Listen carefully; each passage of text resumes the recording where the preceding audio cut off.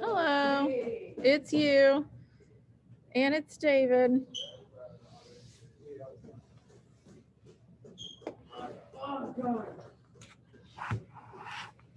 David, I want to show you something on my computer. Oh wait, you just have to give me the thing for Mr. Bradley. The thing? Yeah, you said you're gonna give me something to give to Mr. Bradley. I did? Yeah, yesterday. Oh no, I didn't have a thing to give you. I was going to ask you something. There's that picture of you, which like I like it. It's got, even though it with your mask on, but like when you zoom in, you look so annoyed. Wait, David's graduating this year? No, he's not. I think was Brantley just like testing a testing. few. Yeah, they're really good overall. Yeah, there's one of him and a couple of Alyssa and some of Dom. But I thought that was so funny. Dominic is leaving. I don't know what I'm gonna do without him. Like, I can't think about it. Dominic said that I am the student's photographer when he leaves. Okay, I don't know how I got that's that. good to know. I don't know how I got it. But I really like. I really don't want to do yearbook anymore after this year. So I'm hoping that that won't be my thing to figure out. But Dominic's leaving. He's always leaving. who? John, I know. no. I had to get Troy to give me a different senior quote because the one he gave me was something about how I threatened to kill him, which didn't happen. It's never happened. He's threatened to kill me like almost every day for 5 years. But like I showed it to Mr. Nykirk and he was like, yeah, no, that's not okay. You don't know what I'm into without those guys. And all the seniors in my second period class have started like giving me a hard time, like Troy in particular. He's like, oh, you're gonna cry so much. Like, why are you so mean to me?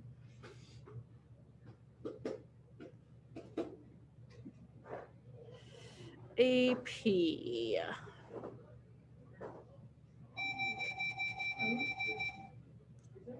Zombieland? You say Zombieland? I love that movie. Haven't either. No. This is not what I want. Is Marilyn not here?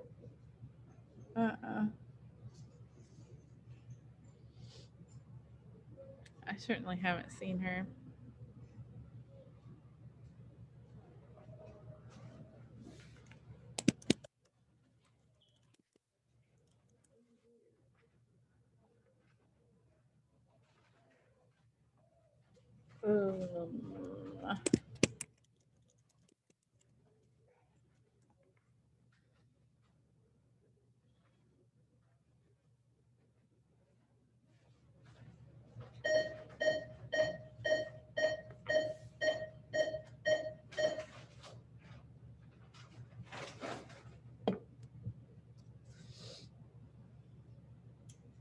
Let's see if Power School is going to cooperate.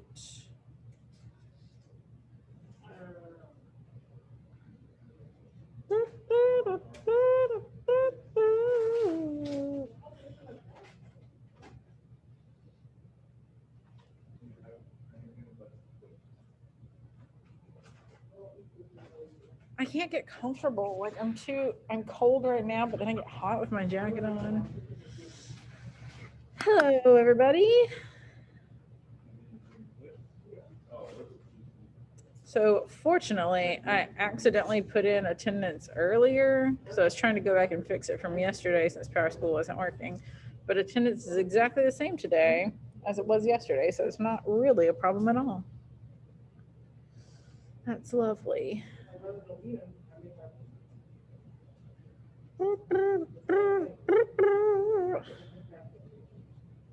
Oh, I have so many emails to write. Okay. All right, so we're going to do some multiple choice practice together today. And it's only 10 questions. And if we get through it, that's all we're going to do today. Try not to give us too many grades before the end of the quarter. I mean, it's not like you won't have any. You'll have your zombie apocalypse, at least one other thing. Maybe a few daily grades.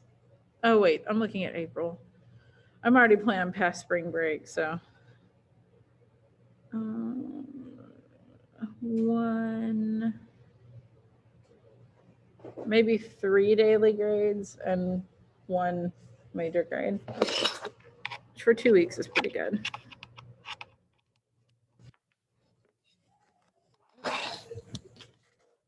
I'm going to share my screen with you guys so we can just kind of do this together, but it's also on Canvas. So if you want to look at it on your own, you can do that. I try to share my screen. You can try, if they're still working on that water bottle or water refiller. What do you call it? Yeah. Water fountain. Why could I not think of that word? You could potentially go downstairs, but I might have to write you a pass to go downstairs. You'll just suffer. All right, let me change this so that this is showing my screen up here. Excuse me, you piece of garbage. I'm glad they're fixing that thing because it literally, like, it just goes off like there's a ghost standing there, but then when you try to actually get water, it doesn't work. So I'm very relieved that they are fixing it.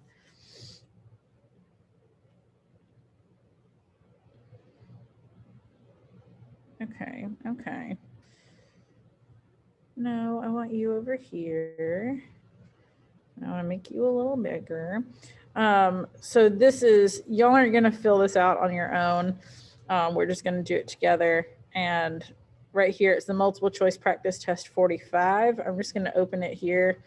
It's a little short piece from Margaret Atwood, who wrote The Handmaid's Tale. I don't know if any of you guys have read that, but you might have seen the show on Hulu. It's a very good show, Emmy award-winning show. Really dark and messed up, sort of like dystopian thing. This is not from Handmaid's Tale, but she's a very good writer. So hopefully this will be like fairly easy to kind of digest. But, you know, before we read it, let's just kind of look at the questions so we see what we're going to be looking out for. The first thing, one reason Atwood gives for the presence of stories in children's lives is, so we'll want to keep an eye out for the reason for the presence of stories. Number 2, the close association between the reader and the author is immediately established by all these options. We're going to look at the last sentence of paragraph 2, starting at from all these scraps, and see what kind of structural and syntactical things it contains. The phrase for, again, in the last sentence, the second paragraph, the phrase forbidden knowledge.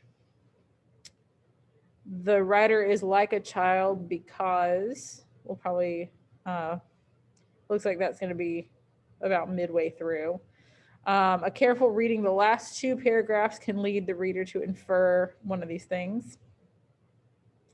The predominant tone of the passage. The author makes use of which of the following rhetorical strategies, and you've got 2 for each option: narration and description, exposition and persuasion, process and analysis, anecdote and argument, and cause and effect. I would think the only one of those options y'all might not know what it is, and maybe you do. Exposition, it's kind of just like explaining what's going on, like a lot of information up front.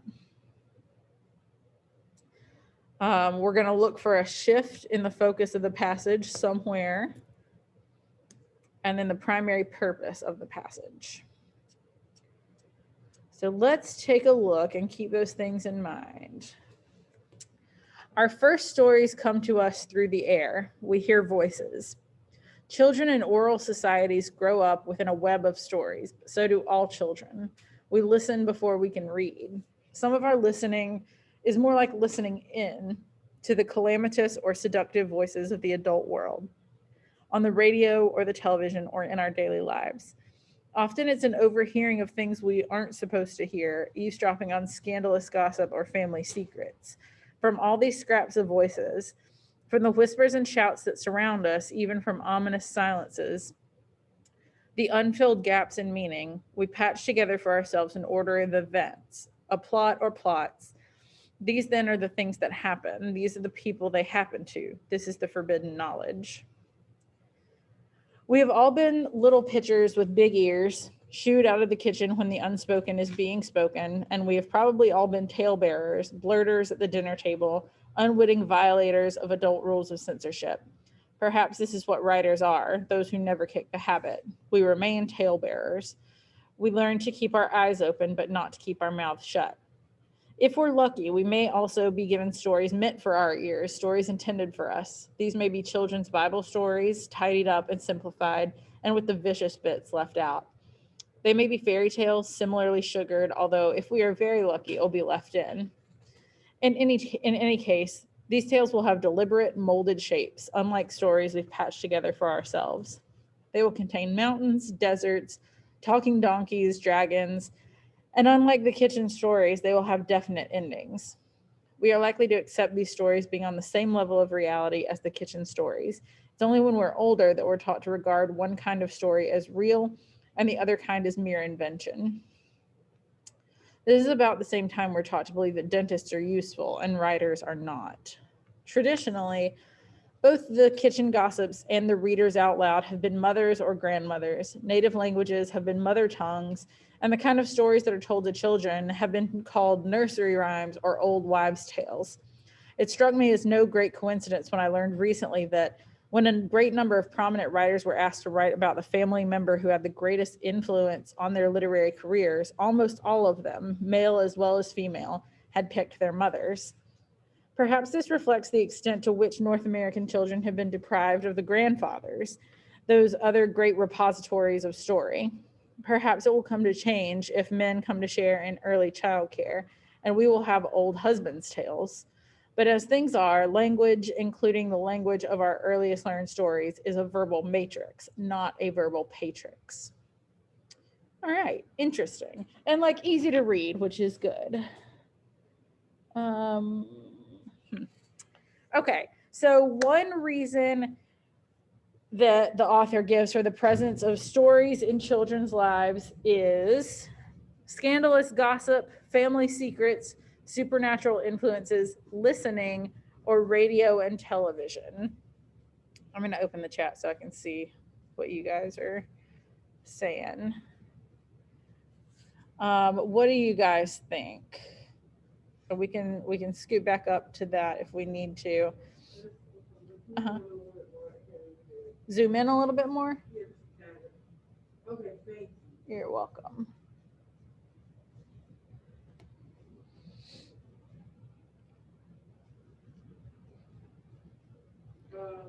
D? Did you say B or D? D. D? Yes. Yes, it is D. And I, at first, when I was looking through the options, I was like, oh, family secrets, because it mentions like listening around the dinner table. But then when I saw D, I was like, oh no, because that includes listening at the dinner table and like overhearing what adults are saying. And I'm just letting you know that as a cautionary warning, which is a redundant thing to say, to make sure that you're looking thoroughly at all the options, because sometimes they will throw in an option that you're automatically like, it's got to be that, but then it's actually not if there's a better answer later on. Okay, the close association. You know what? Let me turn off the camera so that this can go away. There we go. The close association between the reader and author is immediately established by a first-person plural point of view which would be like we. Placing the reader into a family situation, using accessible diction and syntax, being emotional, or appealing to the child and the reader. What do you guys think? Because honestly, I think all of these answers are fair. What's the best answer? The thing that causes a close association between the reader and the author.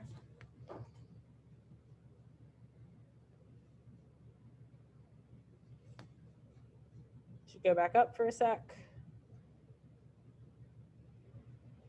Our first stories come to us through the air. This is why I'm gonna have to keep like zooming in and out. We hear voices. That's really the first paragraph.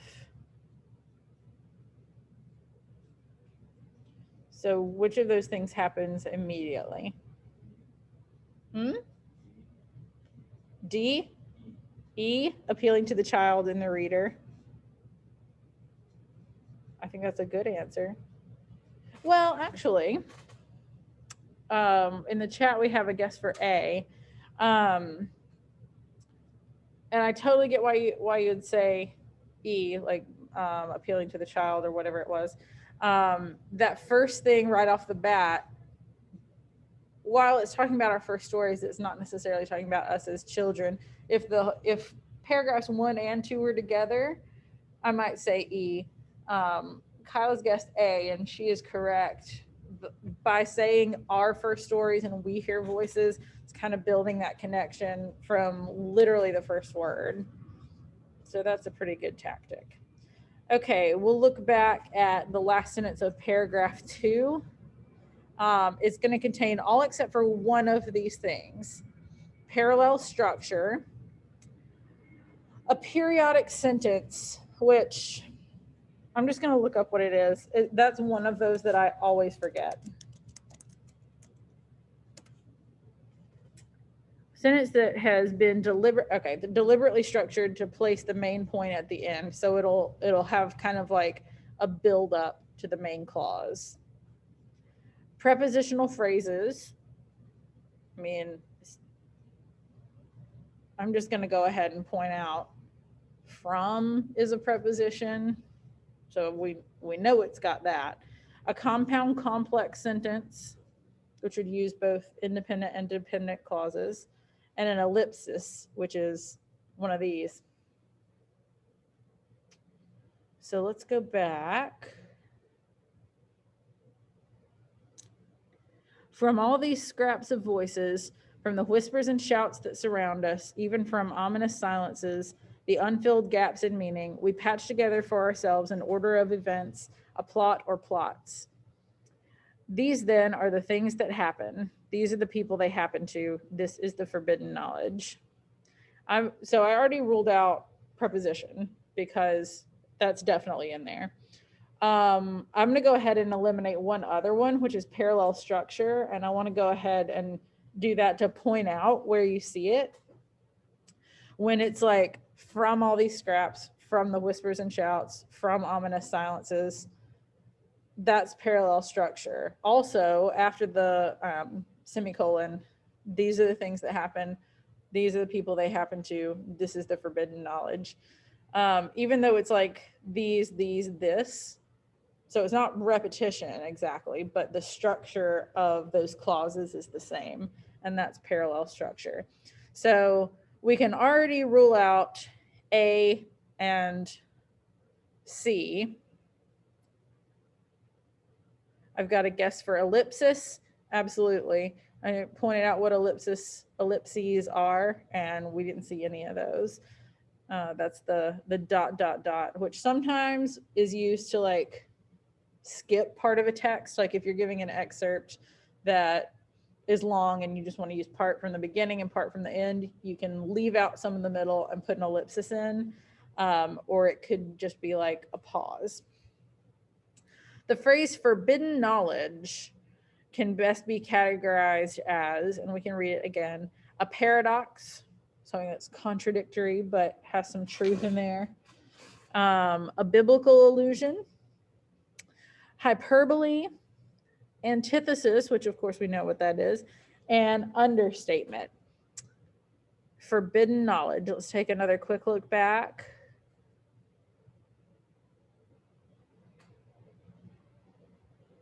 These then are the things that happen.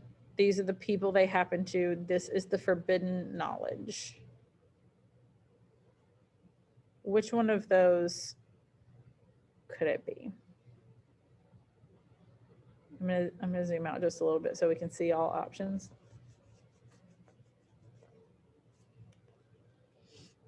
I also like question someone. I feel like someone will know this, but I wouldn't be surprised if not everyone knew this. I'll explain why once we get it. Any guesses? Yes, I can. From all these scraps of voices, from the whispers and shouts that surround us, even from ominous silences, the unfilled gaps in meaning we patch together for ourselves an order of events, a plot or plots. These then are the things that happen. These are the people they happen to. This is the forbidden knowledge. And we're just looking at what forbidden knowledge can be.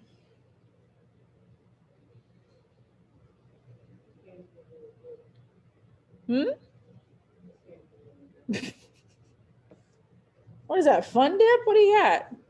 Oh, okay. Any guesses?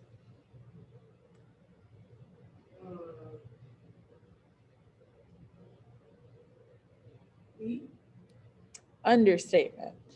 It is not E, and I'm going to go ahead and tell you what it is. Who in the world? Crazy. Okay. Sorry. I'm going to go ahead and give you this one because I'm not sure everyone would get it. It's B, a biblical allusion. And I just don't know if everybody is like very familiar with the Bible. And this is like kind of one of the big ones for sure. But in the story of the creation and the Garden of Eden, like when Adam and Eve were in the garden, like God told them not to eat this fruit, and they did, and they realized that they were sinners and they like were ashamed of themselves, and like that was the forbidden knowledge, like the forbidden fruit of knowledge. So I don't know that everybody would know that right off the top of their heads. And also it seems like a weird sort of like outlier response, but it's the right one in this case. Okay, according to the author, the writer is like a child because we are likely to accept these stories being of the same level of reality as the kitchen stories. We are taught to regard one kind of story as real. We remained talebearers. We will have old husband's tales, or the kind of stories that are told to children have been called nursery rhymes. So I feel like some of these answers are kind of trying to distract you a little bit because they talk about children or being young. So make sure that you actually see like what each answer is saying and not just the words that are in it, if that makes sense. How is the writer like a child? A writer. She's not like referring to herself in this instance. According to the author, writers are like children because, what do you guys think?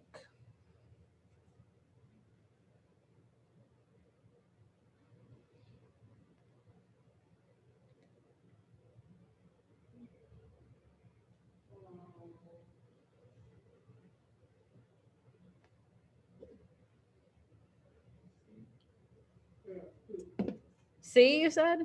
C is correct. We remained talebearers. Kids are talebearers. They hear stories and they repeat them, and writers do the same thing. Lovely. Okay, a careful reading of the last two paragraphs can lead the reader to infer one of these things. Society does not value the storyteller. Women should be the storytellers. Storytelling should be left to children. Men can never be storytellers, or the author is a mother herself. Let's obviously take a look back. I don't want to like reread the entire thing, but if we're lucky, we may also be given stories meant for our ears, stories meant for us. There's a lot of examples of like fairy tales, tall tales. We're likely to accept these stories being on the same level of reality as the kitchen stories. It's only when we're older that we're taught to regard one kind of story as real and the other kind as a mere invention. This is about the same time we're taught to believe that dentists are useful and writers are not. Traditionally, both the kitchen gossips and readers out loud have been mothers or grandmothers. This goes on to talk about how like stories are primarily like female dominated. But it does say North American children have been deprived of the grandfathers, those other great repositories of story. So like while we usually hear stories from our moms, grandfathers are also great storytellers, which is certainly true in the case of both of my grandfathers. And like maybe one day it'll change enough to where we'll have old husband's tales. So I sort of feel like the next to last paragraph and the last paragraph are kind of doing two different things, but what can we infer from both of them?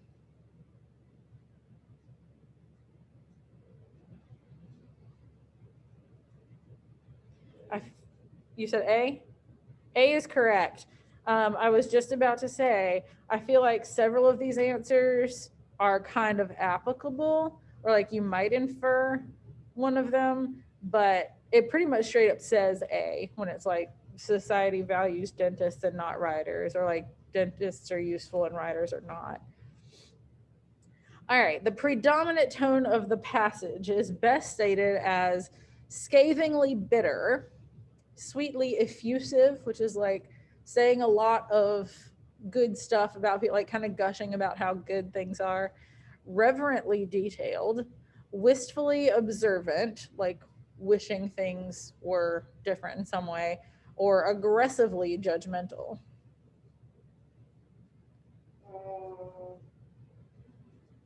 D? D or B? D. B, you said. Yeah. Sweetly effusive.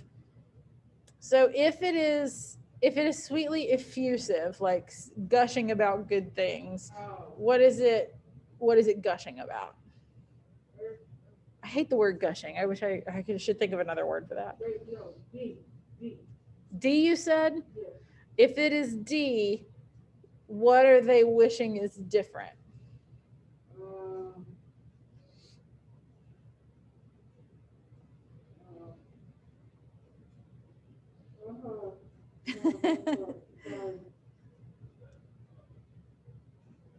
I'm not telling you you're wrong. Just ask.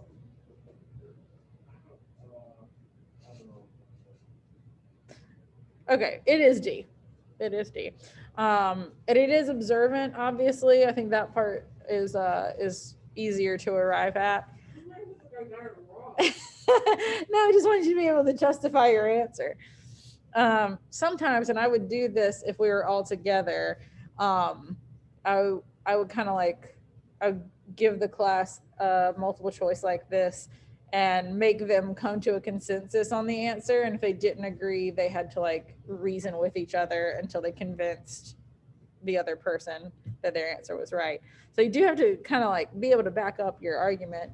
We're not just guessing in the dark here. The author makes use of which of the following rhetorical strategies? One of these.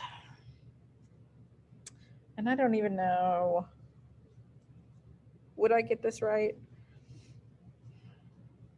I don't know. I'm going to see what you guys think. Narration and description, exposition and persuasion, process and analysis, anecdote and argument, or cause and effect.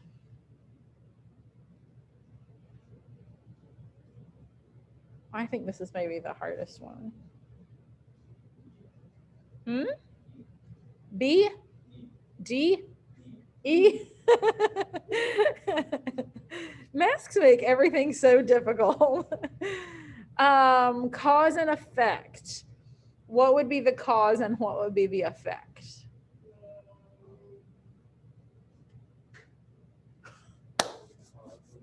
I don't know. David, take it away.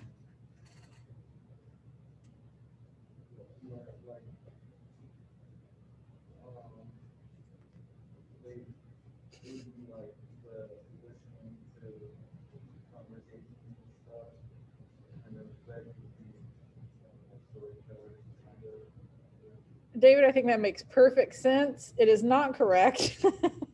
But again, like this is one that I don't know if I would necessarily get right. What David said, his argument for cause and effect was that the cause would be like listening to stories when you're a kid, and the effect would be becoming a writer.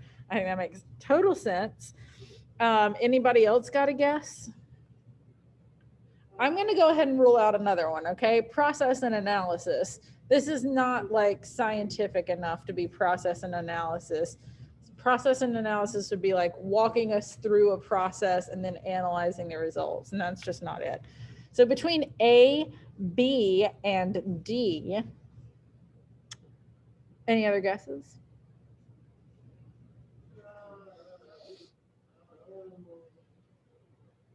A? It is not A. And again, it is narrative. It probably describes some things. All right, that's fair. The answer is B, exposition and persuasion. I know. Again, exposition is like explaining stuff up front. In fact, you guys have probably at some point in your ELA careers done like a plot pyramid, and exposition is that first part. So like where you're learning about your characters and like the conflict is being introduced.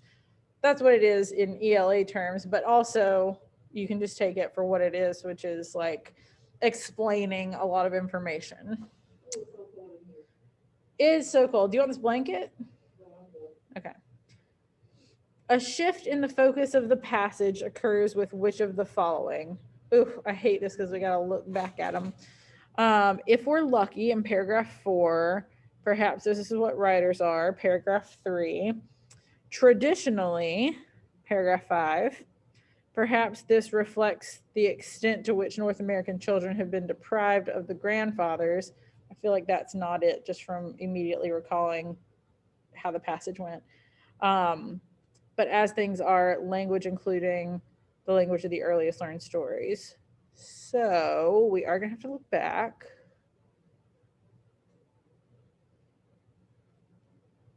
Am I in paragraph 3? No. So this is one option. Perhaps this is what writers are, those who never kick the habit. If we're lucky, we may also be given stories meant for our ears. That's an option.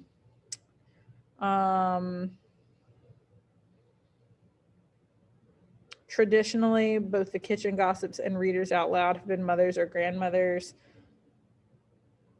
Or perhaps this reflects the extent to which North American children have been deprived of their grandfathers. And I kind of said I didn't think it was that one.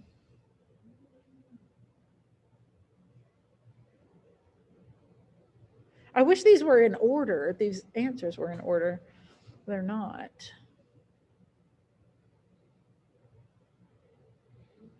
I'll go back up. We have this one. Oh, wait, I just forgot the answer. I'm so sorry. Okay.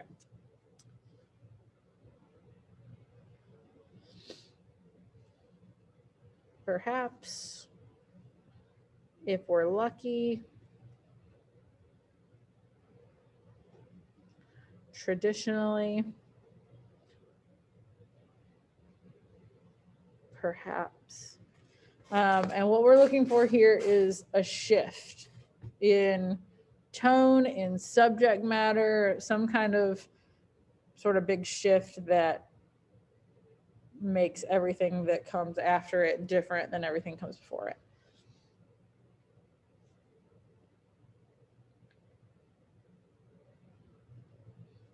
What do we think? I really was not Okay. AJ is bumfuzzled, and that's okay. like just put like you know how the Sims have the little color thing? Yes. Just give me a red. That's funny. I actually have two things to ask you now. Don't let me forget. One about Brantley and one not about Brantley. Any guesses? Almost. It's 151.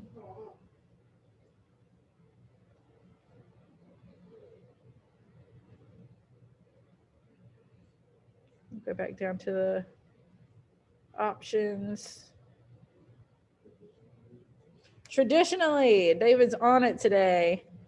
It's only that one you got wrong, and it still was very logical. Everything before traditionally is really talking about how we find out about stories and how kids kind of observe them and like overhearing stories, all that stuff.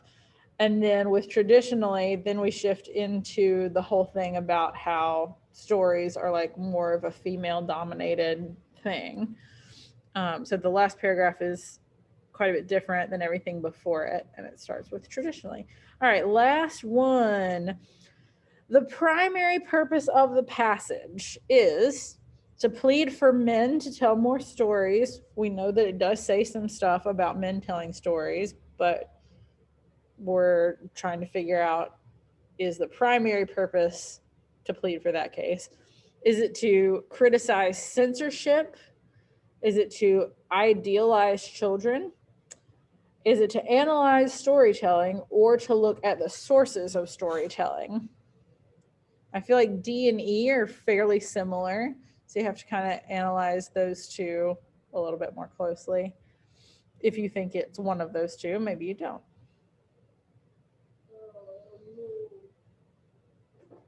Primary purpose of the passage. David says D. I say D as well. AJ says D as well. That's true. It is a little bit more broad. Yeah, what David said was D and E are pretty much the same thing, but D is a little bit more broad. So that is a good reasoning. In this case, it's not right. It's actually E, and I think that a lot of times you would want to choose like the one that's a little bit more broad or that could encompass the other one. But with this one, it really is about the sources specifically of storytelling, because those first 3 or 4 paragraphs are basically talking about like how kids overhear them, and then like they kind of replicate that as they grow up, and then the last paragraph talks about how the sources are our mothers basically. And maybe D is sort of implying more of like the process of storytelling, or like what storytelling is like, rather than the sources. So those of you who gave me answers, overall you did a good job. Not perfect, but we're not expecting perfection here. Okay, so this is all we're doing today. I've mentioned that we're going to do like a weekly schedule after quarter 3 is over, which is basically like a week after spring break. We will be doing more multiple choice, but you'll be doing more of it on your own. You'll be doing some of it, not all of it, for a grade. Multiple choice can be hard for sure. I get that. But for the record, I have had past students tell me that these that I give you on the Google Docs are harder than what's on the test, which is another reason why I haven't taken grades for very many of them. I had an AP teacher. I took AP Psych in high school, and it was the one grade I made the whole time in high school that was not an A, so I'll resent this teacher forever. But he intentionally made the class so hard so that we would do well on the exam. And I did great on the exam, but I made a C in the class. What a bummer. Yeah. Yeah. You made So I'm not intentionally making this class harder because I think that's mean and didn't give me a fair expectation. But when I give you stuff that is harder, I don't always take grades for it. Sometimes I will do stuff that's harder like this, but I always take grades for it. So hopefully that's a little bit more fair. Yeah, I was great at school. Why do you think I'm a teacher? Not that all teachers were great at school, they weren't. And to be fair, I kept dropping down to lower levels of math because I was like, I don't think I'm going to do well at this. Let's try a lower level. All right. Those of you who are virtual, I'm going to go ahead and let you guys go, and I will see y'all tomorrow.